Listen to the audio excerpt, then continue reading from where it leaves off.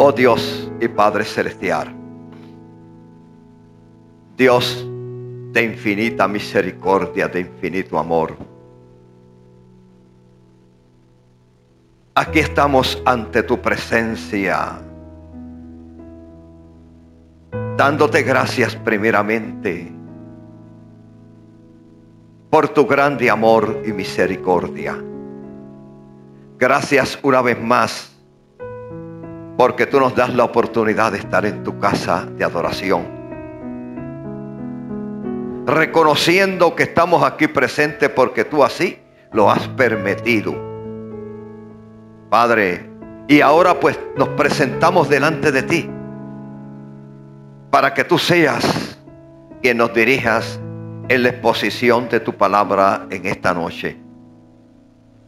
Tú que conoces la necesidad de cada uno de los oyentes, los que estamos aquí presentes como también los que están en los hogares que nos sintonizan a través de los medios. Tú conoces la necesidad de cada uno. Pues Padre, por eso te pedimos que tú seas quien unjas nuestros labios, quien pongas la palabra al abrir de nuestros labios, la cual sea la necesaria para edificación, para el provecho de nuestras vidas. Que tú nos ayudes, Señor, a entender tu palabra. Que tú nos ayudes, Señor, a poderla retener en nuestros corazones. Y que tú nos ayudes a vestirnos con ella, Señor, para que así podamos ser bendecidos, Señor, a través de tu palabra, Señor, en esta noche. Padre, pues en tus manos nos ponemos, Señor, confiando que tú eres quien conoce todas las cosas y que tú eres quien das la sabiduría al hombre, Padre, de acuerdo a la necesidad en cada momento. Pues Padre, en tus manos estamos, Señor, Padre, para que tú seas quien tomes el control de nuestras vidas y nos uses no conforme a nuestra voluntad, sino que tú nos uses conforme a la voluntad tuya. Gracias, mi Señor. Gracias, mi Dios. Todo te lo pedimos en el nombre del Padre, del Hijo y del Espíritu Santo. Amén. Bien, pueden tomar asiento. En esta noche yo quiero hablar bajo el tema prueba de amor. Ese es el tema que vamos a estar en esta noche hablando. Prueba de amor.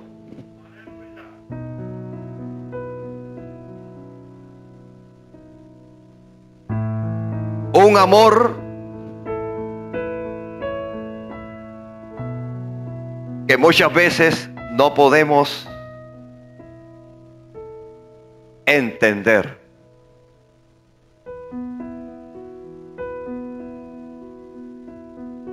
En el mundo en que vivimos, la palabra amor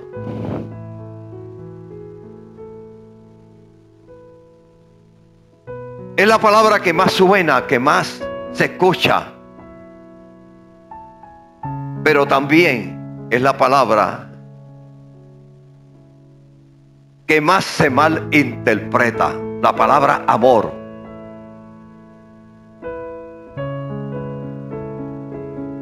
Y todos en la vida social usamos mucho la palabra amor, y en medio de los conflictos, en medio de las situaciones, en medio de los problemas de la vida, siempre sale a relucir la palabra amor.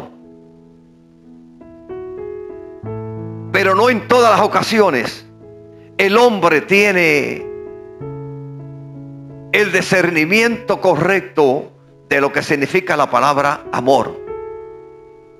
Y muchas veces es muy mal interpretada la palabra amor. Pues en esta noche vamos a hablar bajo ese tema, prueba de amor. Y para ello yo quiero que usted me acompañe y vaya conmigo al libro de Proverbios, al capítulo 3, donde vamos a estar comenzando en esta noche, leyendo los versículos 11 y 12 de ese capítulo 3 del libro de Proverbios. Vaya conmigo.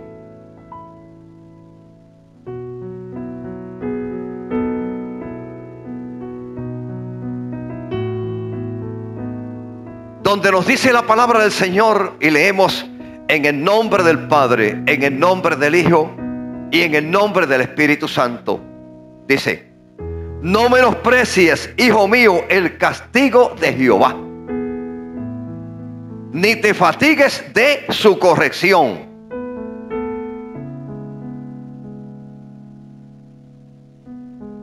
Va mucho más distinto del tema, ¿verdad? Cuando leemos ese versículo, en nuestra mente estrecha, carnal,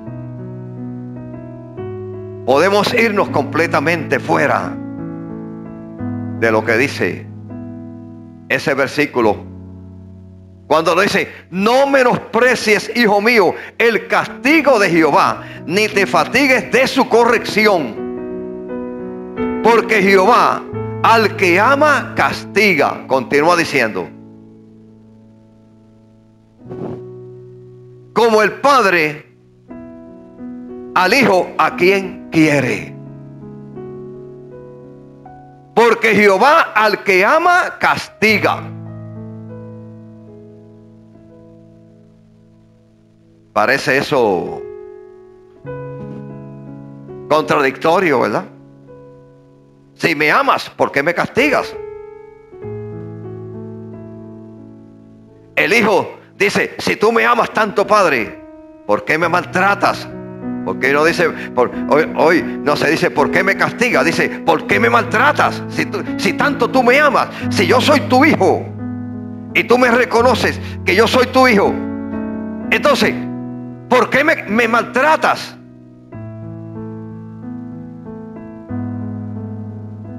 Porque la palabra castigo muchas veces la cambiamos por maltrato, pero la palabra del Señor nos dice todo lo contrario. Nos dice que el castigo es una prueba de amor.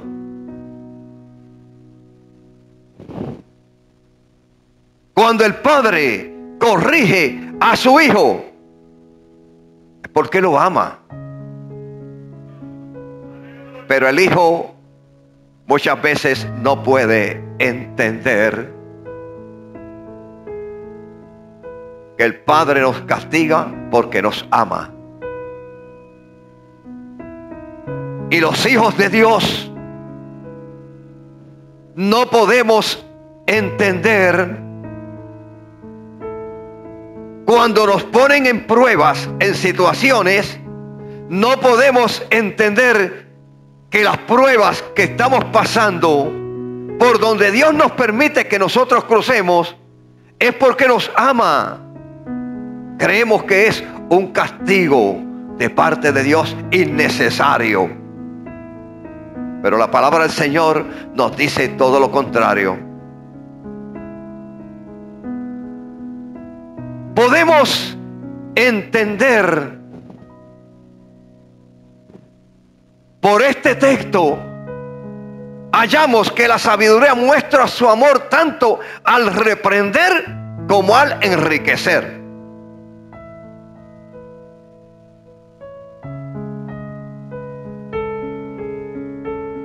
Cuando el Padre, hablando literalmente, terrenalmente, castiga al Hijo, le está mostrando su profundo amor. Lo reprende, lo enriquece con la enseñanza, con la sabiduría. ¿Para qué? Para que su hijo no se descarrile en el mañana y pueda tener una vida fructífera, una vida enriquecedora. ¿Cuántos padres en la sociedad en que vivimos se le descarrilan sus hijos a una temprana edad, porque no se han ocupado de castigar a sus hijos, instruirlos en el camino que los conduce por un buen camino, para que sean buenos hombres y mujeres en el mañana. Cuando el padre trata de hacer eso, se encuentra con una intervención. Y la primera intervención la tiene de su propio hijo, cuando su hijo no quiere que su padre lo corrija, no quiere que su padre lo instruya, no quiere que su padre lo castigue, quitándole privilegios que tanto a él le atraen. En la etapa de la adolescencia, el hijo quiere hacer todo lo que le viene en gana, todos sus deseos. Y quiere que el padre le suelte a manos llenas todo. Que salgo por una fiesta y llego mañana. Salgo con mis amigos y llego a la hora que yo quiera llegar y en las condiciones en que yo quiera llegar. Esa es la voluntad del hijo. Pero el padre, como lo ama, madruga a corregirlo y a decirle: para allá tú no vas, porque te veo que va en malos caminos.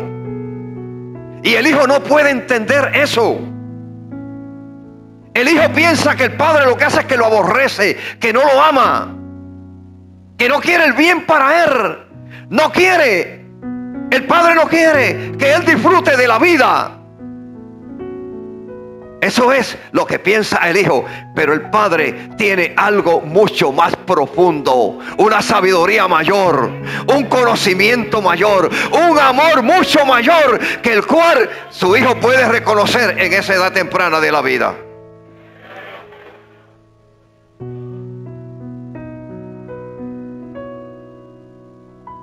Y el hijo llega a pensar y dice: el papá mío es un cruel, es un ingrato, no se merece de que yo le pida la bendición, porque siempre me está corrigiendo, siempre se está interponiendo en mi camino, no quiere que yo disfrute con mis amigos, no quiere que yo esté en la calle a tal hora de la noche, siempre está mirando quiénes son mis amistades, mis amigos. Cuando yo quiero estar con mis amigos, mi padre se interpone para que yo no tenga tales amistades.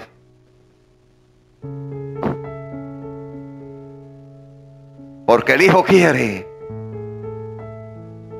en su poca capacidad, en su poco conocimiento, hacer de su vida, hacerla, como decimos acá, añicos. Pero el padre tiene un amor profundo para su hijo y no quiere que su hijo se le descarrile, sino que madruga a disciplinarlo, madruga a castigarlo. Y no muchas veces se castiga con las manos. Muchas veces el castigo más cruel que encuentra el hijo del padre es cuando el padre dice: hijo, para allá tú no vas. Esos amigos que tú tienes a mí no me gustan. Vas por mal camino. Pero el hijo no puede entender eso. Pero el padre, que tiene una mayor capacidad, hablando literalmente, pues madruga a castigar a su hijo, a disciplinarlo, con impedirle que no vaya a tal lugar o que no se envuelva en tales amistades, porque puede ser que en una de esas revueltas su hijo salga y no regrese, lo tenga que ir a recoger, se le pierda en el camino de la maldad, de las drogas, de los vicios. de la tanta perversidad y a una edad temprana pierda a su hijo la vida. Pues el padre que ama a su hijo madruga a castigarlo, a corregirlo, a disciplinarlo. Lo disciplina quitándole privilegio. Y esa es la disciplina que muchas veces más duele, cuando se nos quitan privilegio y no lo sabemos entender. Qué duro se hace. Gloria a Dios. Por eso en esta noche yo he querido hablar bajo ese tema: prueba de amor. Apocalipsis capítulo 3, versículo 19 dice: yo reprendo y castigo a todos los que amo. Sé pues celoso y arrepiéntete.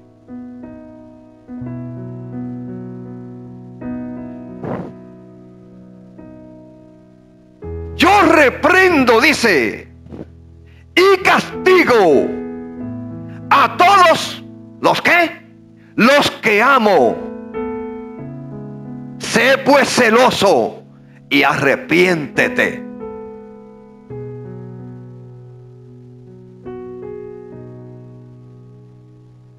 Arrepiéntete de tu mal camino. Arrepiéntete de tus malas conductas. Arrepiéntete y entiende que te están disciplinando porque te aman, que no te están disciplinando porque te aborrecen, sino que te están disciplinando porque te aman. Porque para esos es el castigo. Para los que Dios ama es el castigo. Para los que Dios ama es la disciplina. No es para los que Dios nos ama. El que Dios no ama lo deja que ande conforme a sus propias concupiscencias aquí en esta vida terrenal. Pero qué desgracia cuando Dios no ama. Qué desgracia cuando el hombre no siente el amor de Dios.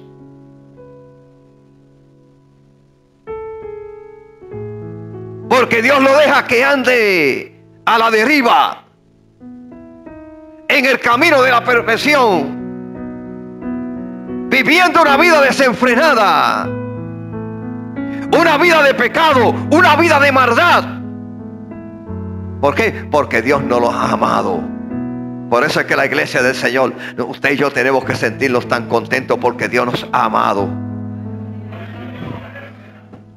En la historia del joven rico dice que el joven rico le dijo acerca de todos los mandamientos.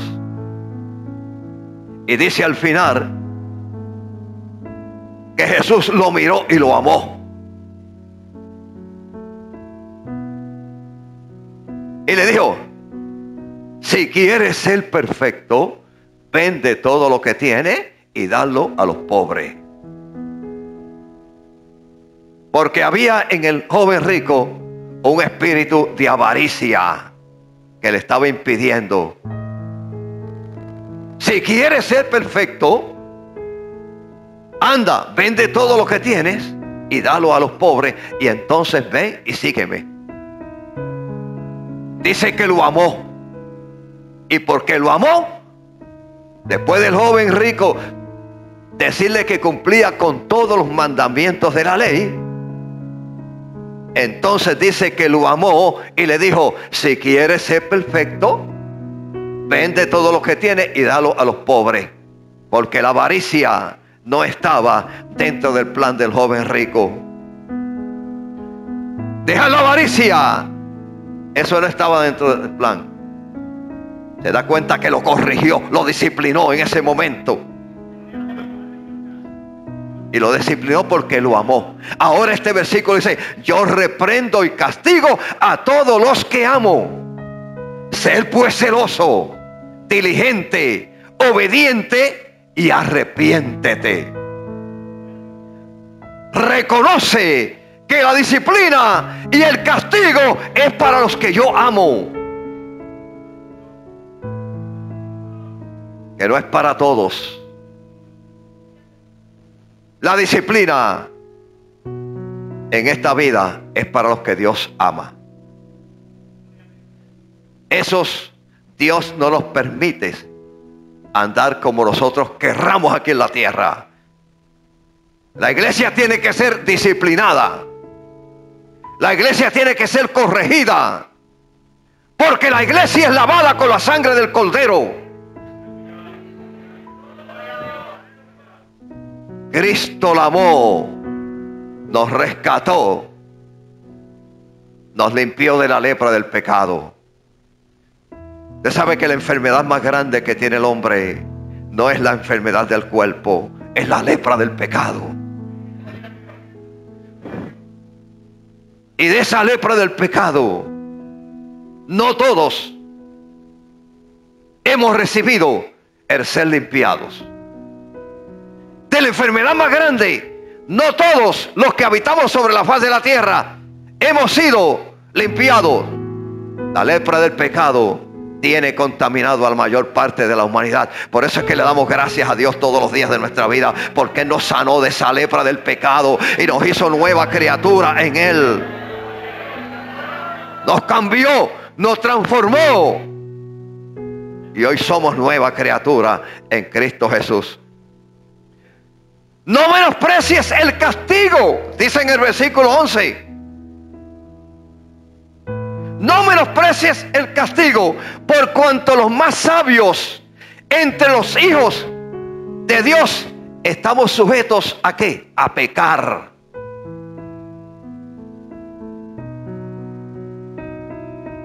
Y como estamos sujetos a pecar, porque hemos sido transformados, pero también tenemos que reconocer que esa transformación que hemos recibido en nuestro interior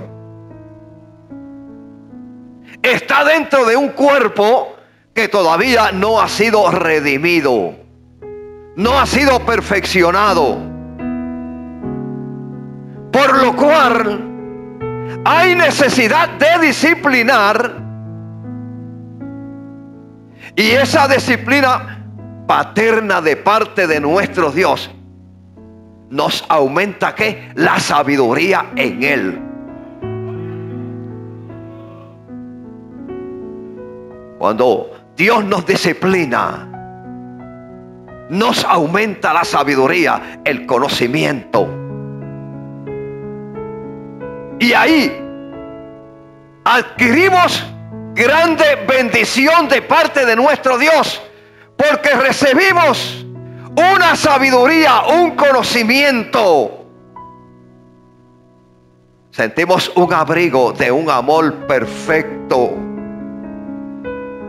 un amor que nos guía al arrepentimiento, a que entremos en el marco de la voluntad de nuestro Dios, como el hijo cuando es disciplinado y puede entender por el cual el padre lo está disciplinando y entra en la disciplina, pues va por un buen camino de sabiduría y de bendición. Por esa tal razón no se debería presentar resistencia a esta corrección. Cuando somos corregidos, no debemos presentar ninguna resistencia a la corrección, sino que debemos andar en la disposición de someternos a esa corrección, entendiendo que es para vida, que es para nuestro propio bien, que es para que nosotros alcancemos sabiduría y es para que nosotros alcancemos bendición que viene de parte de lo alto. Entonces no se debería presentar resistencia a esta corrección. ¿Cuántos cristianos dentro de las congregaciones presentan resistencia cuando son corregidos? Cuando son disciplinados, todo está bien, el mensaje está bien, mientras no entremos en la disciplina. Mientras que el predicador esté predicando y todo esté, que suene bien a nuestros oídos, todo está bien y todo es bendición y todo es amor. Pero cuando la palabra llega, choca y nos roza y nos guaya alguna llaguita, ahí comenzamos a actuar en una forma diferente. Cuando la palabra del Señor nos dice que no deberíamos presentar resistencia a esta corrección, sino entrar en ella, porque es para bendición nuestra, es para que alcancemos una mayor sabiduría, es para que alcancemos una bendición mayor, donde nos podamos sentir más cerca de la presencia de nuestro Dios. Gloria a Dios, aleluya. Romanos capítulo 3, versículo 23 dice de esta manera: por cuanto todos pecaron, están destituidos de la gloria de Dios.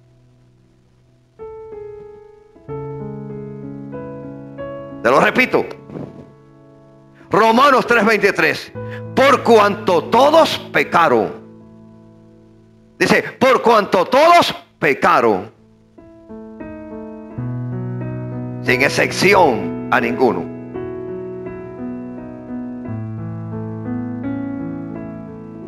Están destituidos de la gloria de Dios.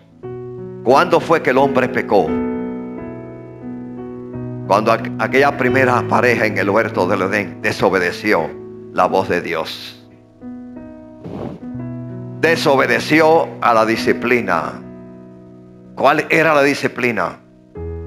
La disciplina era cuando le dieron las instrucciones y le dijeron: de todos los frutos de los árboles que hay en el huerto del Edén podéis comer,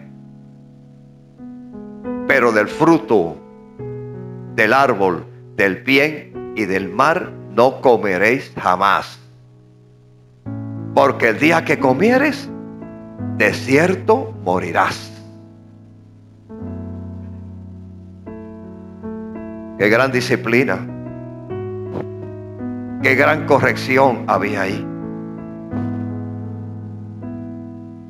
Tienes abundancia para comer de todos los frutos de los árboles, pero del fruto del árbol del bien y del mal no comeréis ni lo toquéis, porque el día que comiere, de cierto que morirás. Una sentencia firme, una advertencia rigurosa que implicaba ¿qué? Muerte. Porque el día que comieres de él, de cierto morirás.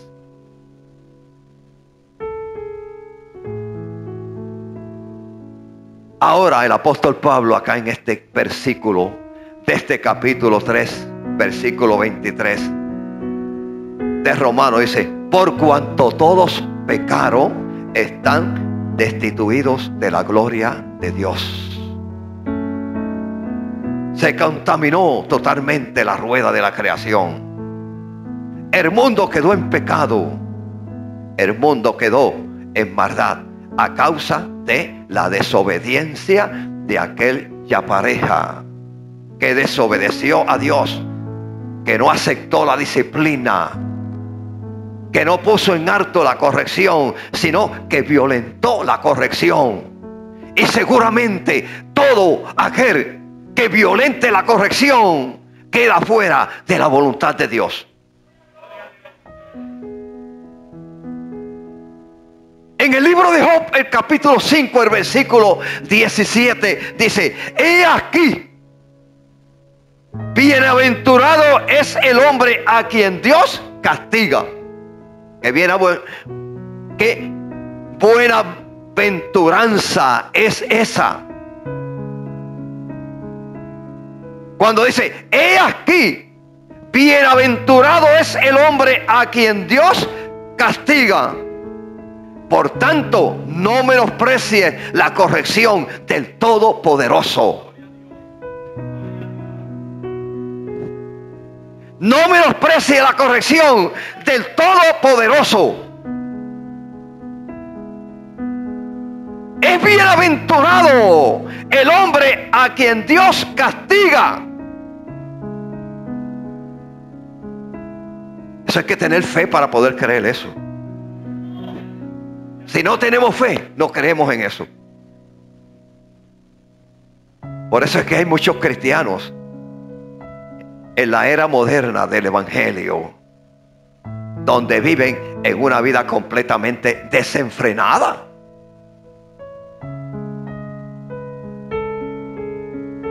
Porque no aceptan el castigo. Y si no aceptan el castigo, pues obviamente no son bienaventurados. Porque para ser bienaventurado hay que aceptar el castigo, hay que aceptar la disciplina, hay que aceptar que se nos corrijan aquellas cosas que muchas veces a nosotros no nos gustan tanto.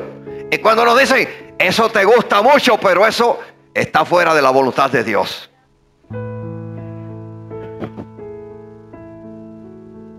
Eso no es agradable delante de Dios. Tienes que apartarte de esa mala conducta, de esos malos hábitos, y tienes que entrar aquí en la corrección, en la disciplina.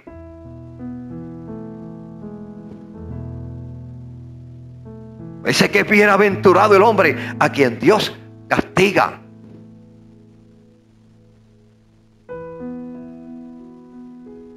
Elifaz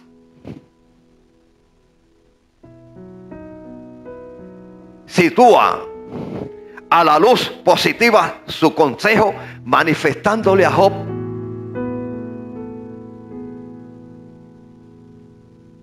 Elifaz lo conocemos como una de las personas que fueron a consolar a Job en medio de las pruebas, en medio del castigo, en medio de la disciplina. Elifaz era uno de los que aconsejaba a Job. Y entonces le aconseja de esta manera, cuando le dice: he aquí, es bienaventurado el hombre a quien Dios castiga. Y le dice: por tanto, no menosprecie la corrección del Todopoderoso. Dice: no menosprecie la corrección del Todopoderoso. Y todos conocemos la historia de Job. En la situación en que Job estaba cruzando, no era una corrección fácil, donde lo había perdido todo, y aún su salud la había perdido sus bienes, había perdido su familia y había perdido su salud. Pero todo porque Dios lo permitió. ¿O no fue porque Dios lo permitió? Todo fue porque Dios lo permitió. Ahora Elifaz le dice: es bienaventurado el hombre a quien Dios castiga. Le hace o le da un buen consejo a Job. Un consejo que podemos llamarle un consejo envidiable. ¿Por qué un consejo envidiable? Porque es bienaventurado el hombre a quien Dios castiga. Le dice: mira, tú eres un hombre bienaventurado porque Dios te castiga, porque Dios te disciplina, porque Dios te entra en el marco que Él quiere que tú camines. Y todo lo hace porque te ama. No lo está haciendo porque te aborrece. No lo está haciendo por venganza. No, Él lo ha permitido porque te ama y tiene un buen propósito contigo. Iglesia de Dios, vamos a aprender a aceptar la disciplina, a entrar por ella, porque Dios tiene un propósito grande con su iglesia. Dios tiene un propósito grande con su iglesia. No es un propósito pequeño, es un propósito grande, de librarnos de la condenación eterna.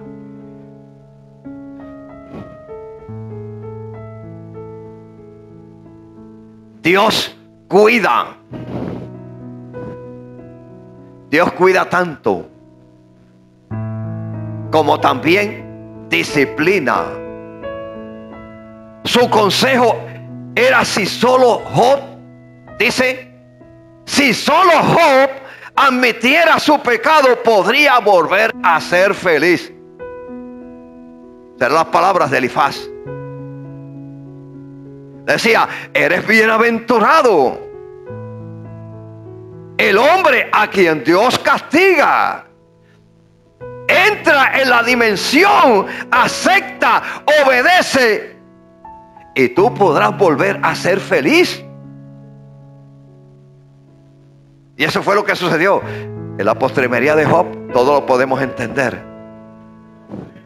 Que cuando Job entró en la voluntad perfecta de Dios, entonces dice que recibió sus bendiciones, sus posesiones totalmente multiplicadas.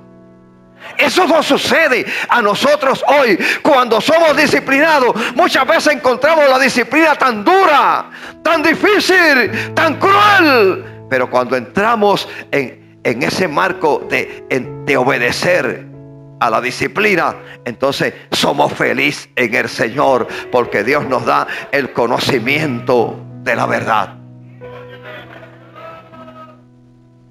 Podemos entender que aceptar la disciplina es recibir la bendición. Todo lo contrario de lo que el enemigo nos quiere presentar con los apetitos de la carne.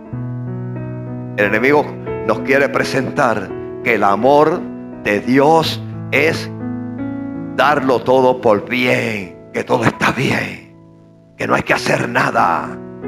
Dios es amor. Dice que Él es amor, pero aborrece el pecado. Dice que Él ama al pecador, pero aborrece el pecado. Yo te abro la puerta para que tú vengas y me sirvas, pero te aborrezco el pecado que lleva. Tienes que apartarte del pecado. Tienes que entrar en el marco de la disciplina. Tienes que entrar en el marco de la corrección, para que entonces seas perfecto en mí y yo te pueda amar con ese amor inalterable. Aceptar la disciplina es recibir, entonces ¿qué? Bendición. Cuando aceptamos la disciplina, entonces es que podemos recibir esa bendición de Dios. Si no aceptamos la disciplina, no podemos recibir la bendición de Dios. Hay que aceptar la disciplina para entonces recibir la bendición de Dios. Proverbios 15:32 dice: el que tiene en poco la disciplina menosprecia su alma. Mire cómo dice: el que tiene en poco la disciplina menosprecia su alma, mas el que escucha la corrección tiene entendimiento. Ahora, dice que el que menosprecia la disciplina, dice que menosprecia su alma. Mas el que escucha la corrección tiene entendimiento. Oye, ¿qué te dice? El que entiende la disciplina y se hace de ella, dice que es sabio. Cuando entramos en la disciplina, la Biblia nos dice que somos sabios, que somos gente entendida, que tenemos la sabiduría, y no la sabiduría terrenal de este mundo, sino la sabiduría que viene de lo alto. Esa sabiduría que dice Santiago, que si alguno tiene falta de sabiduría, pídala a Dios, el cual da abundantemente y no se le será negada. Porque viene de lo alto. Pero dice Santiago también que la sabiduría de este mundo, dice que es terrenal, es animal y es diabólica. Es terrenal. pertenece al terreno. Es animal porque pertenece al cuerpo exterior. Y es diabólica porque es impulsada por el poder de las tinieblas.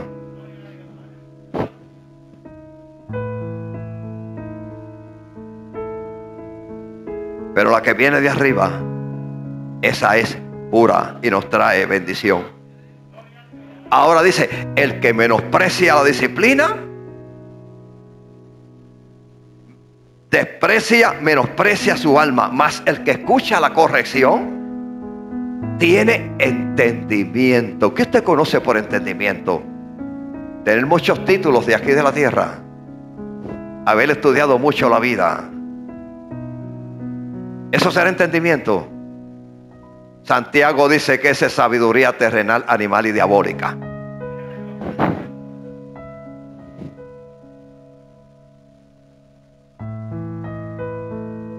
Podemos entender que la Biblia nos lleva a nosotros a poder alcanzar esa instrucción que no es solamente para esta vida terrenal, sino que también es el único camino de salvación. Que si se rehúsa, es un pecado contra el alma de uno mismo. Cuando rehusamos ser instruido por esta santa palabra, entonces nos dice las escrituras que perdemos todo en la vida. Pero la vida más importante es la que vamos a obtener en Cristo Jesús, Señor nuestro. Esta es pasajera. Por eso tenemos que aceptar la disciplina para que Dios cumpla su propósito en nosotros. Si no aceptamos la disciplina, el propósito de Dios no se cumple en nosotros y no somos felices. Para que el propósito de Dios se cumpla en nosotros, tenemos que aceptar la disciplina, la corrección que viene de parte de Dios, en la cual está plasmada en estas sagradas escrituras. Porque esa disciplina es para nuestra instrucción. No menosprecies, hijo mío, el castigo de Jehová, ni te fatigues de su corrección. Dice el versículo 11. No te fatigues de su corrección. Porque esa corrección es para aquel que Dios ama. No es para todo el mundo, sino que es solamente para aquellos que Dios ama. Para aquellos que Él nos ha mirado como miró el joven rico. Dice al joven, le dice que lo amó. Y como lo amó, le dijo, una sola cosa te falta. Vende todo lo que tienes y dalo a los pobres, porque veo que hay en tu corazón un corazón lleno de avaricia. Gloria a Dios, aleluya.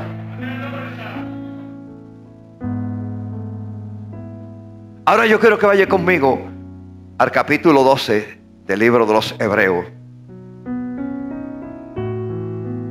donde el escritor de los Hebreos recuerda lo que dicen los versículos 11 y 12 de ese capítulo 3 de Proverbios que hemos iniciado en esta noche, esta exposición de la palabra. Dice el versículo 5 al 11, dice: ¿ya habéis ya olvidado la exhortación que como a hijos se os dirige diciendo? Hijo mío, no menosprecies la disciplina del Señor, ni desmayes cuando eres reprendido por Él. No menosprecies la disciplina del Señor, ni desmayes cuando eres reprendido por Él. Porque el Señor al que ama disciplina No dice al que menosprecia. No dice al que aborrece.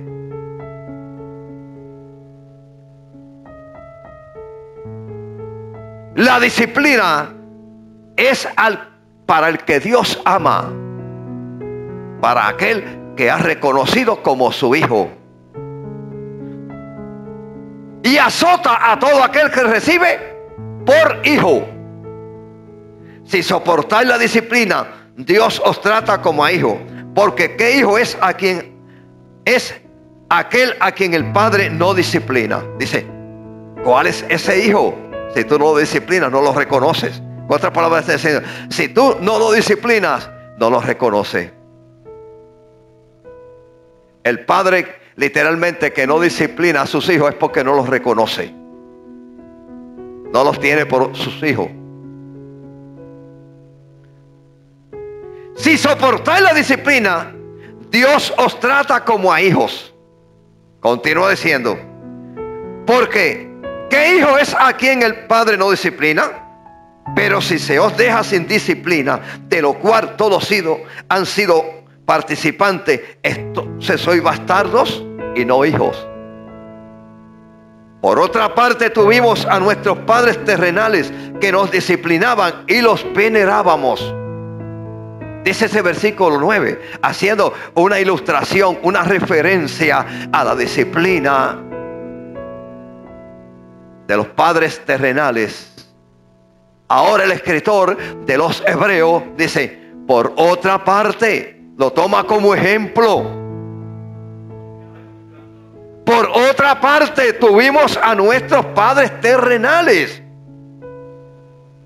a nuestros padres biológicos, que nos disciplinaban y los venerábamos, los respetábamos, los escuchábamos. ¿Por qué no obedeceremos mucho mejor al Padre de los Espíritus y viviremos? Con signo de interrogación. Ahora dice, ¿por qué no obedeceremos mucho mejor al Padre de los Espíritus? ¿Quién es el Padre de los Espíritus? Nuestro Padre Celestial. Y dice, y viviremos. Y aquellos ciertamente por pocos días nos disciplinaban. Por pocos días. ¿Por qué? Para encaminarnos en el buen camino de esta vida terrenal, que es corta de día y hastiada de sinsabores. Y nos disciplinaban como a ellos les parecía, como ellos creían que era el mejor consejo para su hijo. Pero para que no es provechoso, para que participemos de su santidad. ¿Cuál es la santidad de Dios? La santidad de Dios es que su iglesia un día esté morando con Él por la eternidad. Esa es la santidad de Dios. La santidad de Dios no es que aquí en esta tierra vivamos quieta y reposadamente. Esta vida es una vida corta de día y hastiada de sinsabores. Vamos caminando por esta vida corta, pero un día se termina. Pero la santidad de Dios seguramente que es eterna. La santidad de Dios es eterna. La santidad de Dios no es temporera. Ahí se demuestra el amor perfecto de Dios. Porque nos quiere disciplinar, nos quiere encaminar hacia algo eterno, no hacia algo temporero. Donde allí estaremos para siempre en la presencia de nuestro Señor Jesucristo por toda la eternidad. En la santidad de Él, en un ambiente santo, pero en una vida por toda una eternidad que no tiene fin. Ese es el verdadero amor de Dios. Ese es el verdadero amor de Dios. El verdadero amor de Dios no es dejarnos ir a la deriva aquí en esta tierra. Él nos disciplina, nos amonesta, nos corrige, nos pone en cintura, como decimos. ¿Por qué? Porque nos ama y quiere que un día estemos viviendo con Él en la eternidad, en esa plena santidad. Gloria a Dios, aleluya. Es verdad que ninguna disciplina, dice el versículo 11, al presente parece ser causa de gozo. ¿A quién se siente alegre cuando le dan 2 correazos, como en el tiempo mío?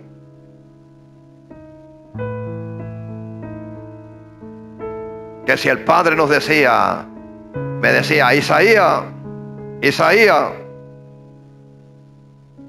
y yo no podía responderle, ¿qué fue, papi?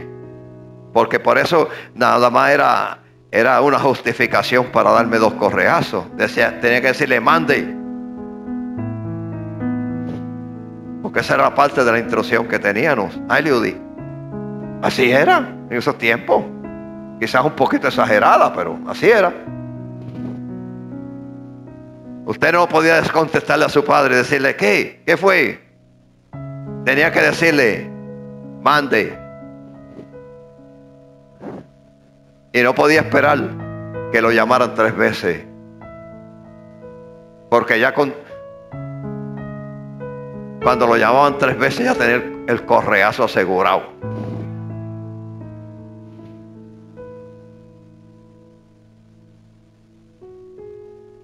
Pero éramos obedientes a esa disciplina.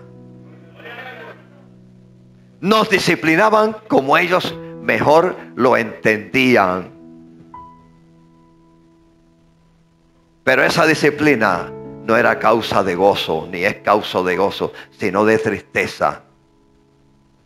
Como dice este versículo, es verdad que ninguna disciplina al presente parece ser causa de gozo, sino de tristeza, pero después da fruto apacible de justicia a los que en ella han sido ejercitados. ¿Qué usted entiende? En aquellos en cual hemos sido ejercitados, que hemos entrado en ese marco de la disciplina, de la obediencia, aunque muchas veces ha sido dura, aunque muchas veces no la pudimos entender o no la podemos entender en la actualidad, porque muchas veces cuando somos disciplinados no podemos entender la causa por la cual nos están disciplinando. Pero nos corresponde, nos dice la palabra del Señor, entrar en la disciplina, cumplir con las órdenes, ejercitarnos en ella, caminar en ella.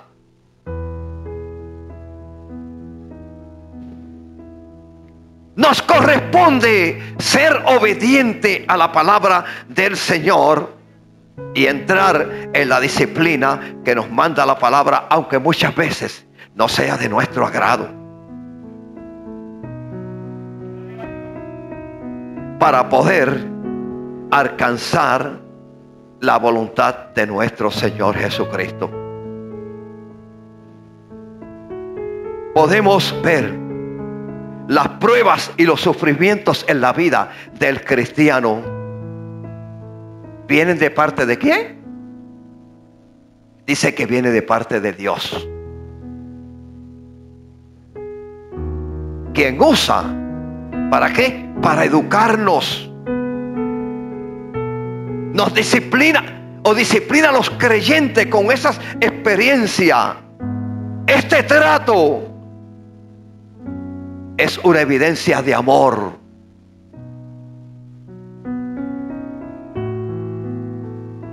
De amor de Dios, que nos disciplina como sus propios hijos.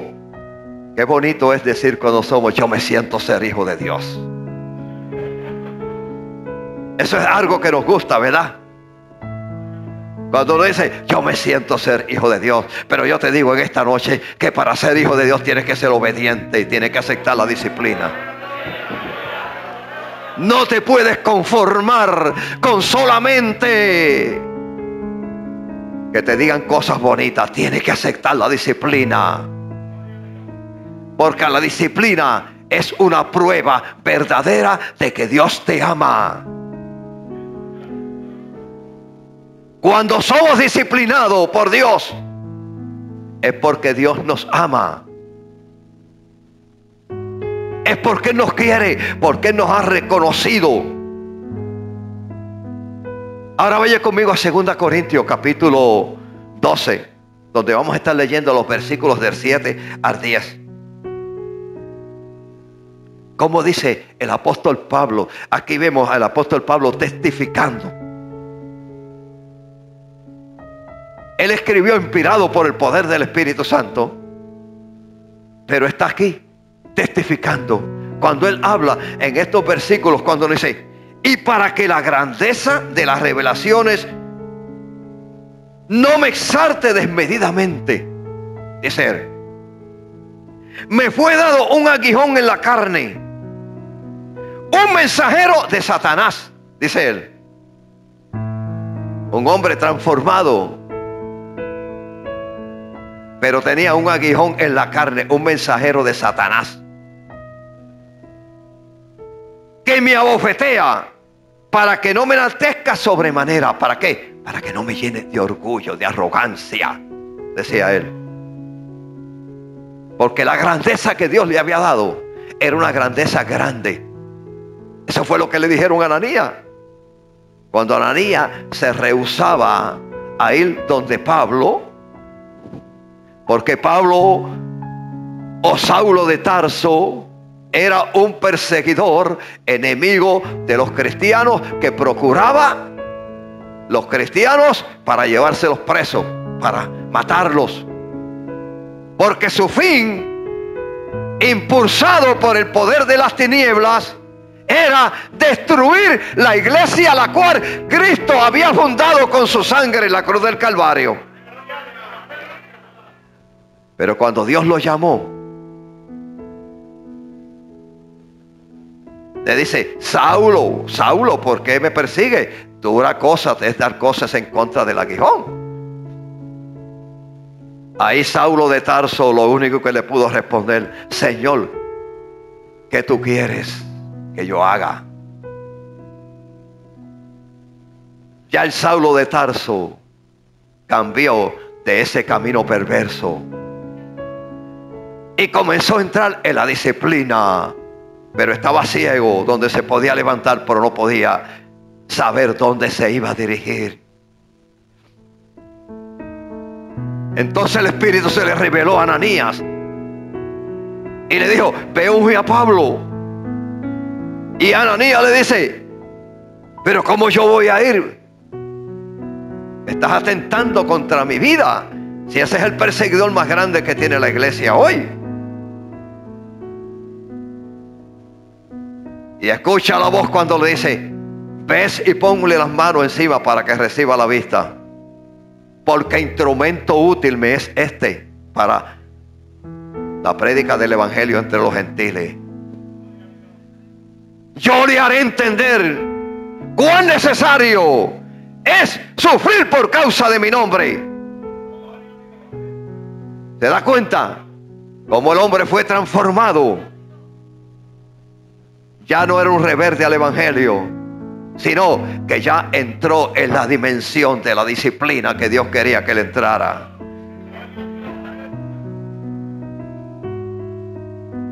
Ahora él dice aquí en este versículo: y para que la grandeza de las revelaciones no me exalte desmedidamente, me fue dado un aguijón en la carne, un mensajero de Satanás que me abofetea para que no me enaltezca sobremanera.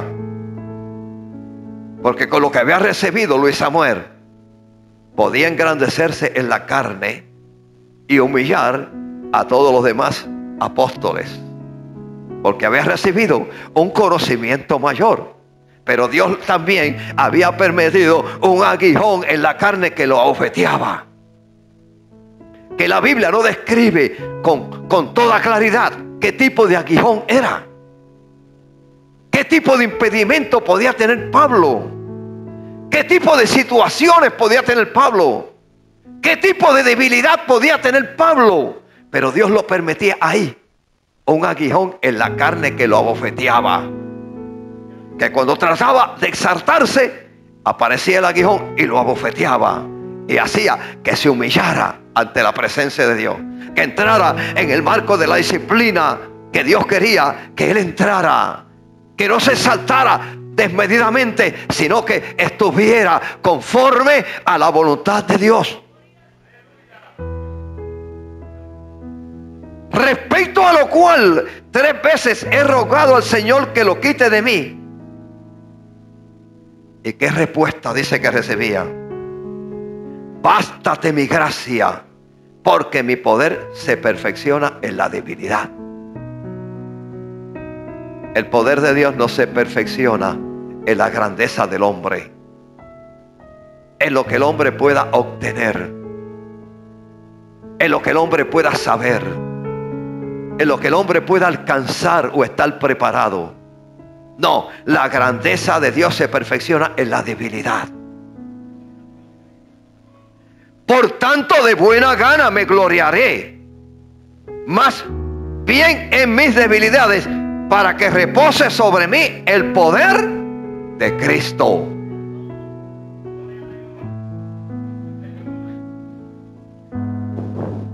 Por lo cual, por amor a Cristo, me gozo en las debilidades, en afrenta, en necesidades, en persecuciones, en angustia, porque cuando soy débil, entonces dice que soy fuerte.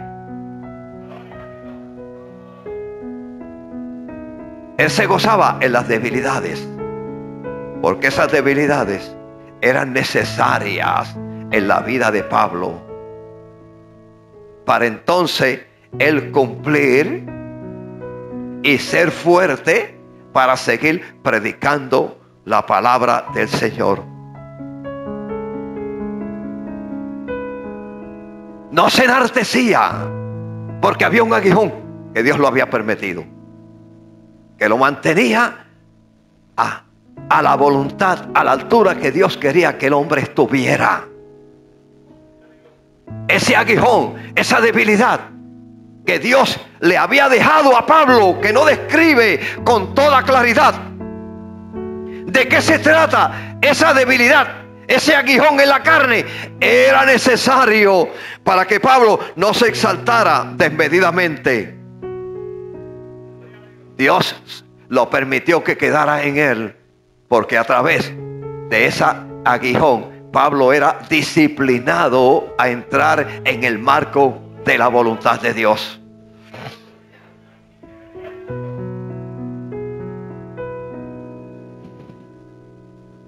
Ahora, si nosotros volvemos a Hebreos, a ese capítulo 12, el cual hemos estado hablando, dice en los versículos 7 y 8, volvemos y lo repetimos: si soportáis la disciplina, Dios os trata como a hijos. Porque ¿qué hijo es a quien el Padre no disciplina? Pero si dejas en disciplina, de lo cual todos han sido bastardos, entonces, participantes, entonces sois bastardos y no hijos. Si estamos en la disciplina, dice que somos bastardos, no somos hijos reconocidos. ¿Por qué? Por cuanto todos somos imperfectos y necesitamos disciplina y adiestramiento, todos los hijos verdaderos de Dios.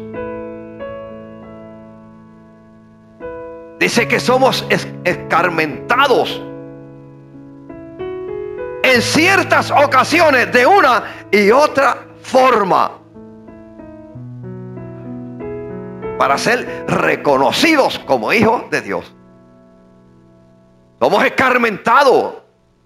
Tenemos que entrar en la disciplina. Tenemos que someternos a situaciones que muchas veces nosotros no queremos someternos. En esta carne nosotros no queremos someternos. ¿Cuántas veces yo le he dicho a ustedes que a la carne no nos gusta la oración? Pero el Espíritu nos dice que los que oran son los que vencen. Cuando tenemos un Dios que no se le escapa nada de nuestros movimientos, que no escudriña el pensamiento más íntimo que hay en nuestros corazones, Él lo escudriña. La necesidad que pueda haber en nosotros, Él la conoce. Muchas veces tenemos enfermedades que la ciencia médica no la ha diagnosticado, pero Dios la conoce.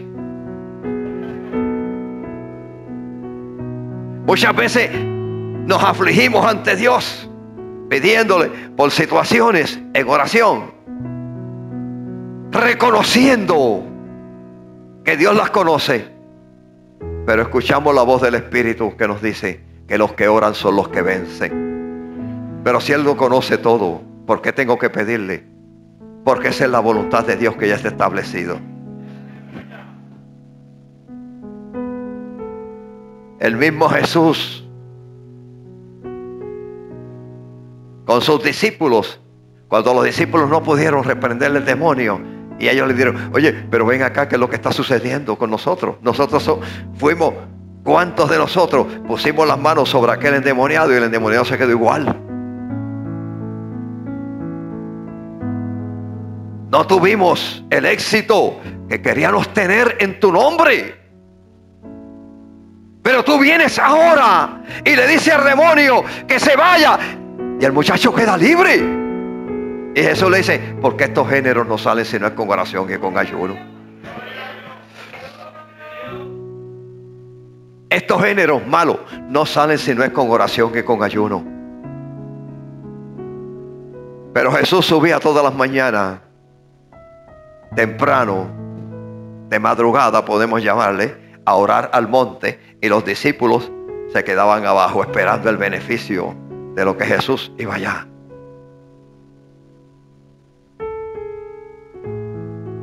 Conocemos un Jesús que para iniciar su ministerio estuvo 40 días de ayuno.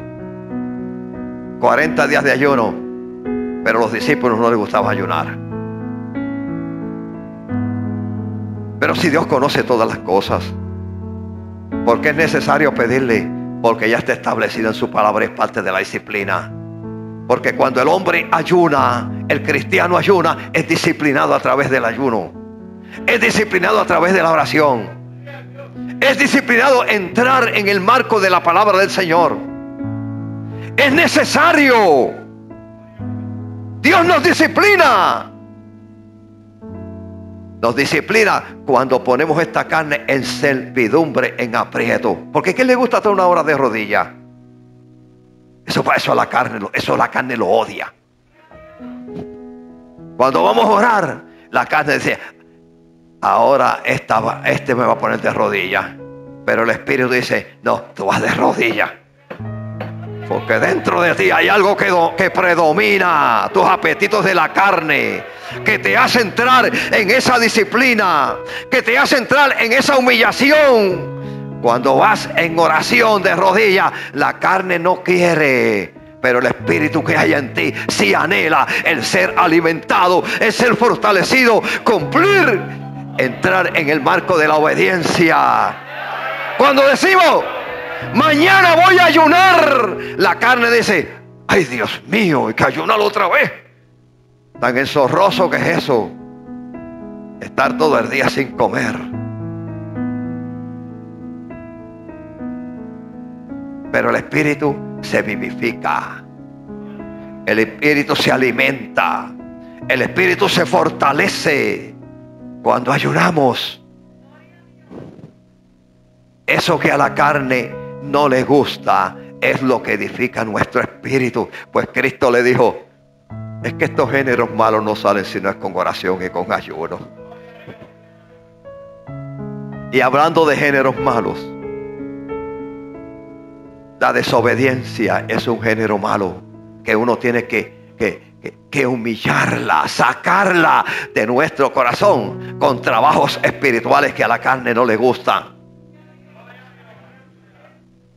Porque todos somos imperfectos y necesitamos disciplina, adiestramiento. Todos los hijos verdaderos de Dios Somos escarmentados en ciertas ocasiones de una forma y de otra. Ahora, cuando dice ese versículo, pero si os deja sin disciplina, de los cuales todos han sido participantes, entonces sois bastardos y no hijos. Dice, soy bastardo. Es una palabra que no ocurre más que en el Nuevo Testamento. No conseguimos esa palabra en el Antiguo Testamento. Esa palabra bastardo, que hace alusión a quién, a aquellos que nacen de esclavos. Si nosotros vamos al capítulo 16 de Génesis, no es que vamos a entrar en él, pero anótelo para que usted lo lea. Léalo con mucha cautela y precaución. Está hablando de Agar e Ismael, el hijo ilegítimo. ¿Quién era el hijo de la promesa y fue el hijo de la promesa? Fue Isaac, el hijo de la promesa. Ese Isaac fue el hijo de la promesa, pero Ismael era el bastardo. Y aunque era mayor, era el primogénito en un sentido, pero el hijo de la promesa era Isaac, no era Abraham, no era Ismael. Era un bastardo. Con Ismael ser el primogénito, seguía siendo el bastardo, porque no era el hijo del cual Dios le había hablado a Abraham.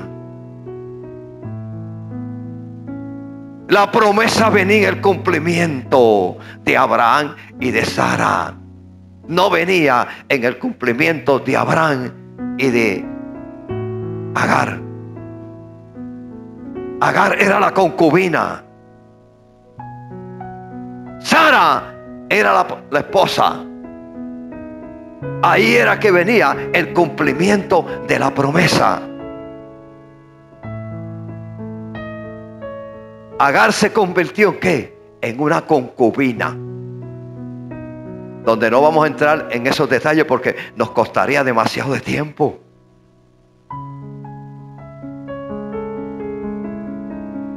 Querían un convenio entre Sara, porque Sara ya era una mujer entrada en edad y no concebía, y entonces le dijo a Abraham: te voy a dejar con mi criada, acuéstate con ella. Pero esa no era la voluntad de Dios.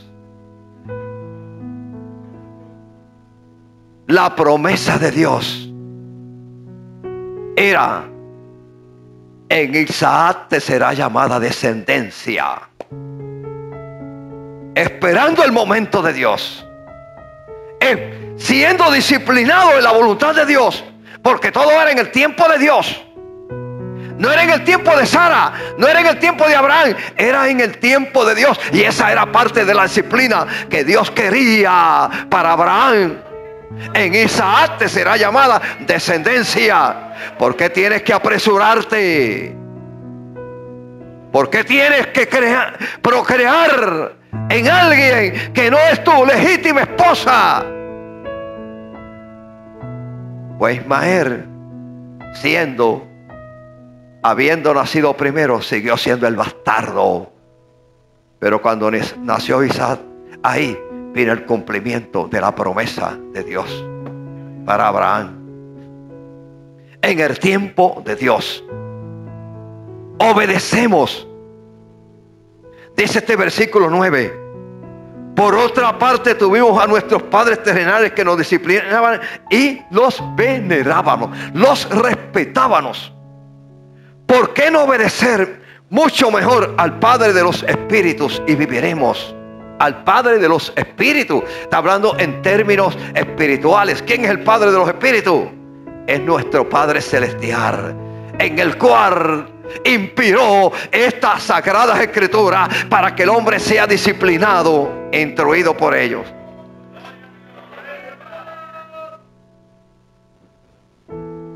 Estamos llamados a respetar a Dios y someternos a su voluntad.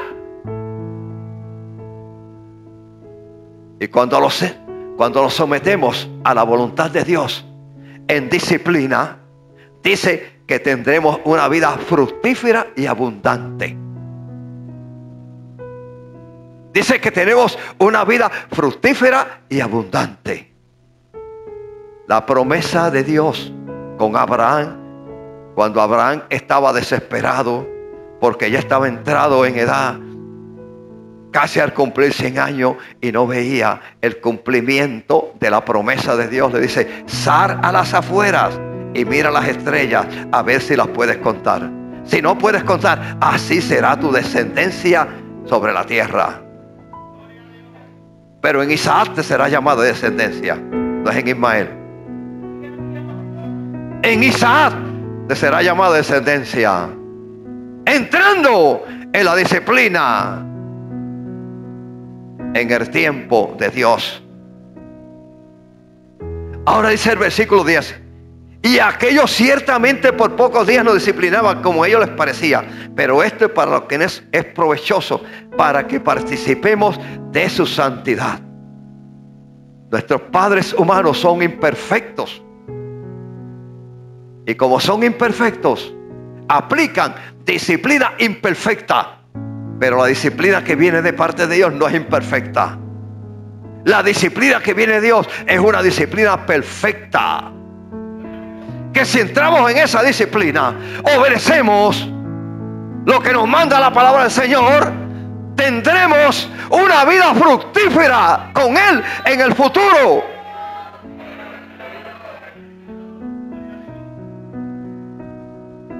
Ahora, para terminar con estos versículos,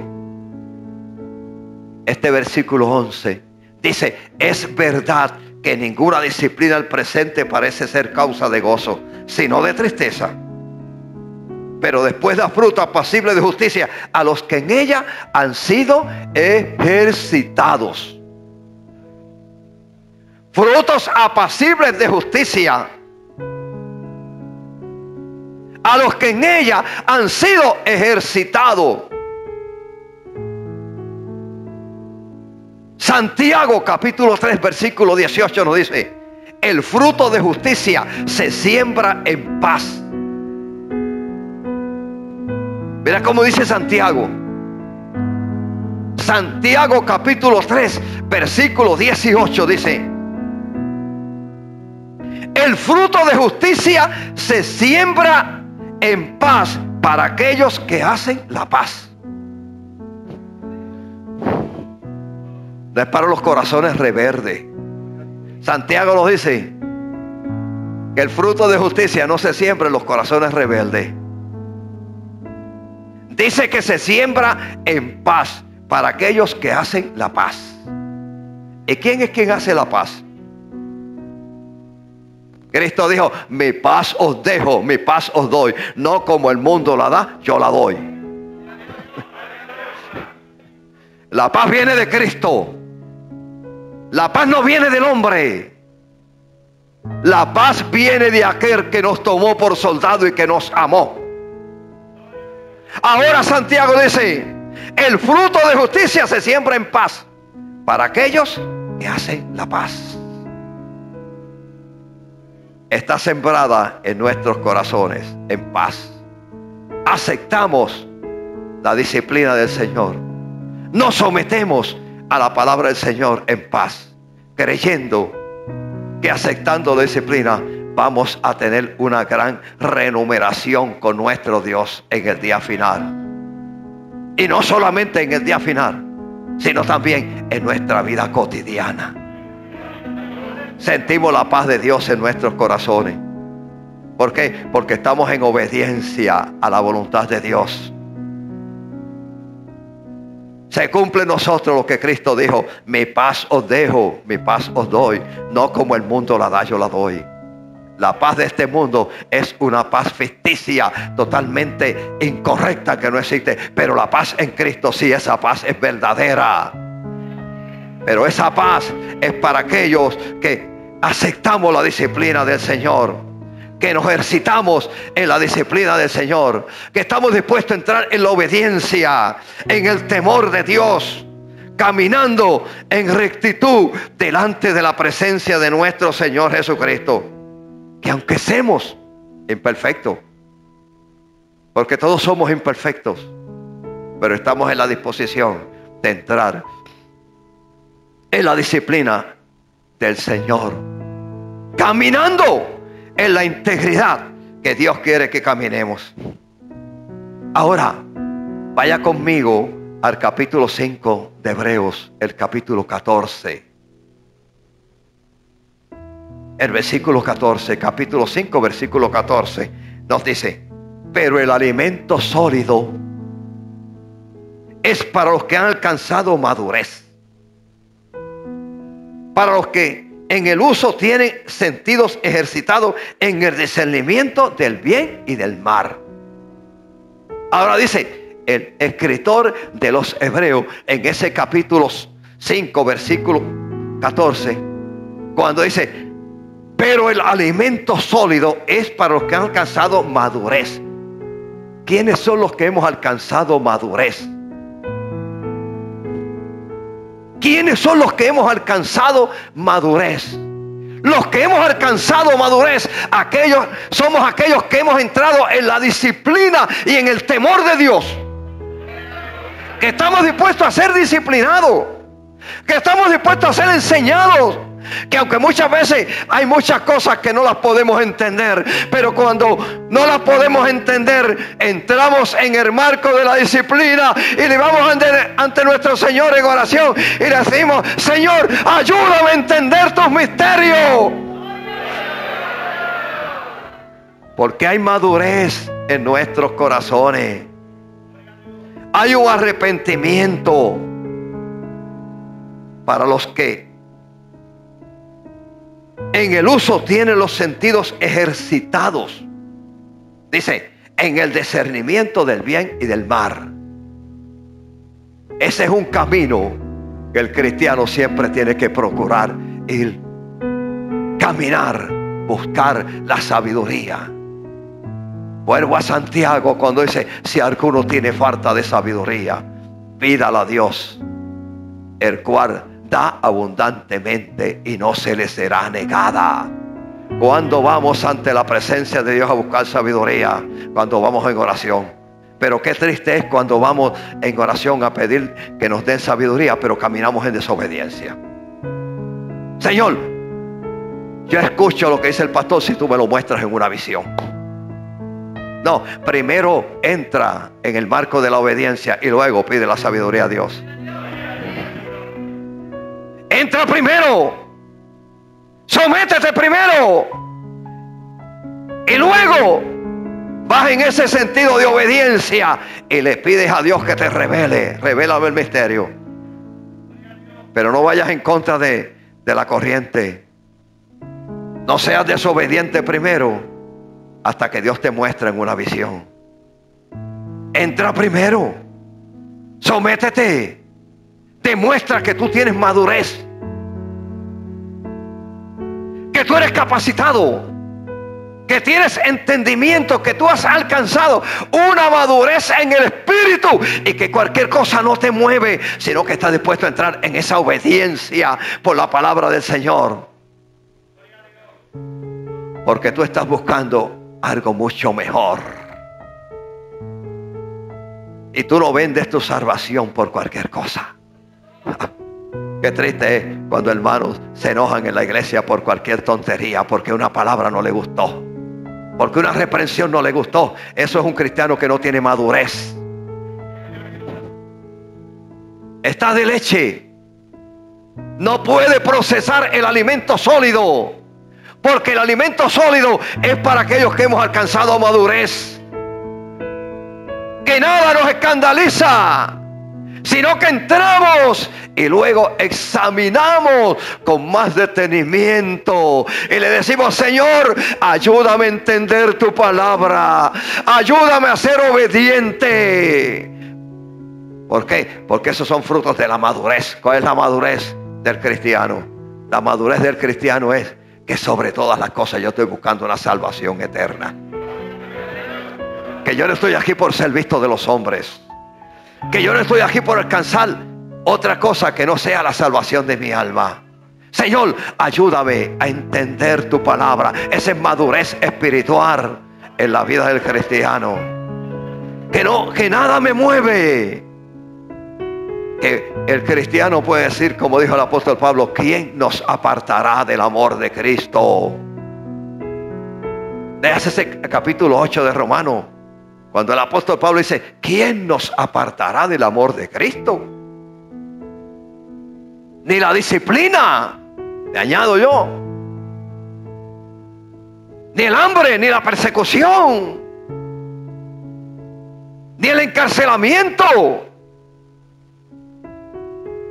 ni el COVID. El COVID no me puede permitir que yo me aleje de los caminos del Señor.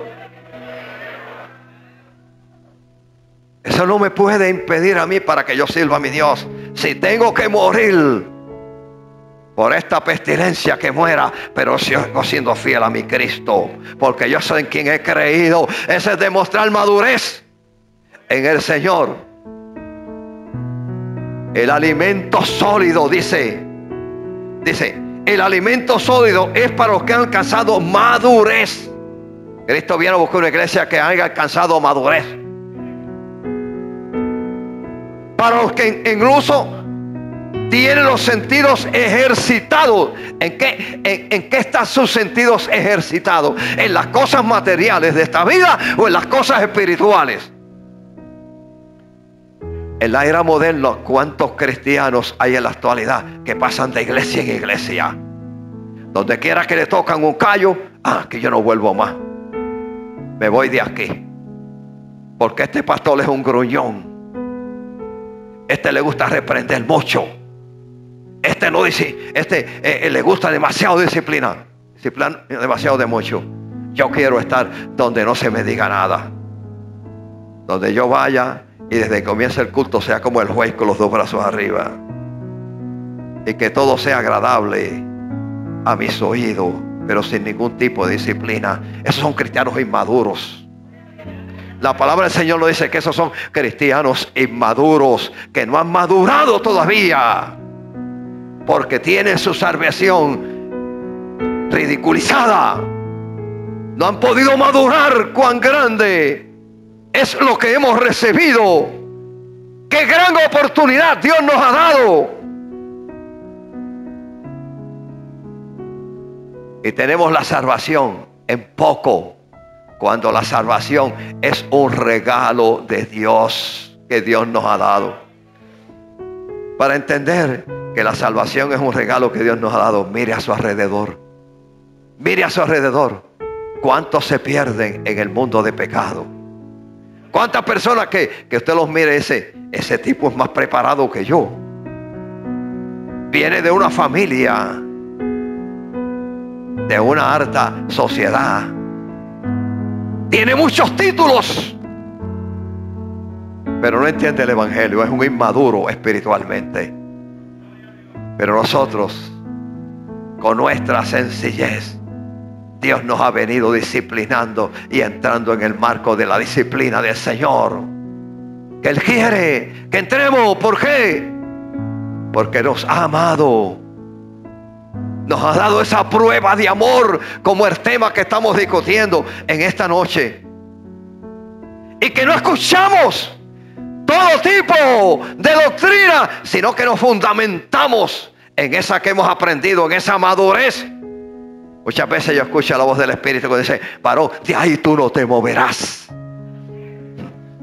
Me dice: de ahí tú no te moverás. Y usted piensa que Dios no me está disciplinando a través de los profetas cuando me dice: de ahí no te moverás.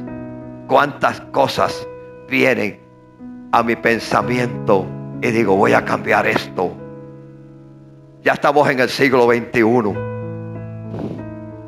Vamos a cambiar de esto de otra forma. Pero escucho la disciplina del Señor cuando me dice: varón, de ahí tú no te moverás. Soy disciplinado. Y si algo yo le pido a Dios todos los días es que use a sus profetas para disciplinarme, porque yo también soy hombre. Y la Biblia me dice a mí, hablando de Elías, cuando dice que Elías era un hombre semejante a pasiones. El apóstol Pablo tenía sus aguijones que lo objeteaban, y Dios lo permitía que ese aguijón tuviera ahí. Esa debilidad en Pablo estaba ahí. ¿Por qué era necesario? Porque estando ese aguijón ahí, Pablo se perfeccionaba y vivía una vida en la santidad que Dios quiere que viviera, en la humildad, cumpliendo con la voluntad de Él. El Espíritu me dice, como le decía el apóstol Pablo, y con esta cita bíblica termino en esta noche. En 1 Timoteo capítulo 4 versículo 7 le dice: desechar las fábulas y profanas y viejas prácticas. Ejercítate para la piedad. La piedad se define como actitud positiva de obediencia a Dios. Esa es la piedad que Dios quiere. No es la piedad terrenal. No es la piedad aceptando todo lo que dice la gente por ahí, con un mensaje de liberalismo. Esa no es la piedad que Dios quiere. Dice: ejercítate para la piedad. Desecha las fábulas. Desecha muchas veces los mensajes de muchos grandes teólogos famosos, pero que te das cuenta que te conducen al camino del error. Sé obediente a la palabra del Señor. Ejercítate para la piedad que Dios quiere. Que tú entres en la obediencia, en el temor de Dios. La piedad se define como una actitud positiva de obediencia. Termino con esas palabras en esta noche. La piedad se define como una actitud positiva de obediencia. Esa es la actitud que tiene que tener el cristiano. Una actitud positiva de entrar en la obediencia de la palabra del Señor. En esa palabra que hemos sido instruidos. Ser obediente a la palabra del Señor. Y no escuchar fábulas. Mensajes que muchas veces uno no conoce ni quiénes son las personas. Si son de buen testimonio o de mal testimonio. Tenemos que vivir en una actitud de obediencia en el temor de Dios. Gloria a Dios. Dios les bendiga. Dios les bendiga. Muchas gracias. Muchas gracias por sus atenciones en esta noche. Así que vamos a ir terminando nuestro culto. Todos en pie cantemos una alabanza. Gloria a Dios.